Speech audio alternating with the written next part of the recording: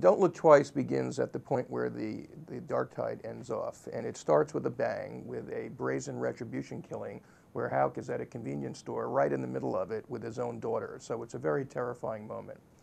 And he goes through a little heartbreak with a character from the dark tide, and then ultimately is put on the trail of a conspiracy that leads through upstate casinos to a lot of political conspiracy right to the doorstep of the powerful people in Greenwich and beyond.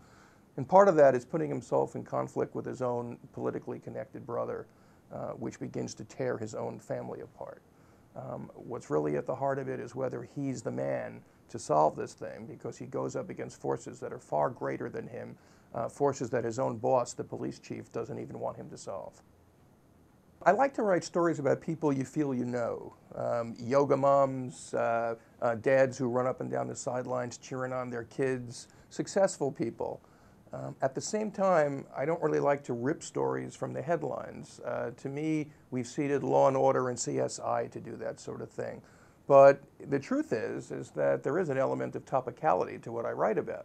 Now, The Dark Tide asks the question, what happens when you invest $2 billion of the money of some of the most dangerous people on earth and you lose every cent?